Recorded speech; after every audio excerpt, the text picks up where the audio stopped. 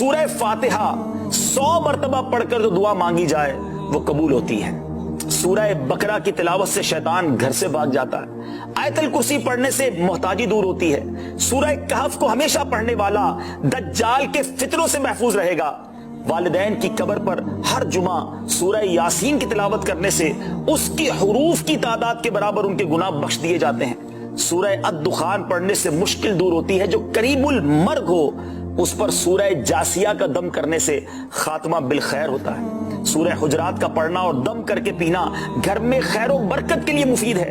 سورہ قاف پڑھنے سے جو باغ ہوتے ہیں ان کے پھلوں میں کثرت ہوتی ہے. سبحان اللہ. سورہ رحمان 11 بار پڑھنے سے تمام مقاصد پورے ہوتے ہیں. سورہ واقعہ جو شخص روزانہ پڑھے گا اسے کبھی فاقہ نہ ہوگا. سورہ ملک کو ہر رات پڑھنے والا عذاب قبر سے محفوظ رہے گا. سورہ مزمل کو 11 بار پڑھنے سے ہر مشکل آسان ہو جاتی ہے. سورہ مدثر کو پڑھ کر حفظ قرآن کی دعا مانگنے سے قرآن کریم کا یاد کرنا آسان ہو جاتا ہے. جو بچے حفظ کر رہے ہیں ان کے لیے زبردست وظیفہ ہے. سورہ النازعات پڑھنے سے جان کنی کی تکلیف نہیں ہوگی. سورہ دحا پڑھنے سے بھاگا ہوا آدمی واپس آ جائے گا. سورہ علم نشرح کو جس مال پر پڑھ دیا جائے اس میں خوب برکت ہوتی ہے.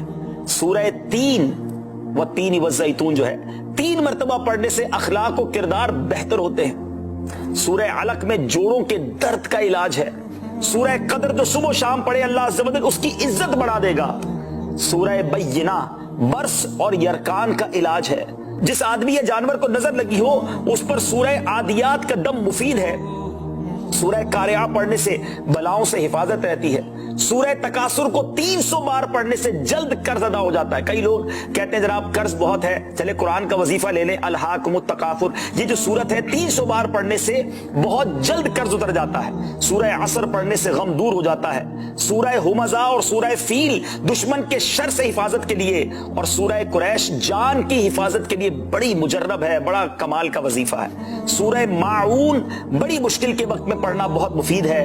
سورہ کوثر کی تلاوت سے بے اولاد صاحب اولاد ہو جاتا ہے. کئی بے اولاد بھی وظائف مانگ رہے ہوتے ہیں. سورہ کافرون 1/4 قرآن کے برابر ہے. سورہ زلزال نصف قرآن کے برابر ہے. سورہ اخلاص 1/3 قرآن کے برابر ہے. اور سورہ فلق اور سورہ ناس سے جن اور شیطان اور حاسدوں کے شر سے حفاظت رہتی ہے. پھر کیوں نہ ہم قرآن سے دوستی کر لیں, کیوں نہ قرآن کو اپنا ورد بنا لیں. دین کی بات پھیلانا صدقہ جاریہ ہے. ثواب کی نیت سے ویڈیو کو شیئر ضرور کیجیے. جزاک اللہ.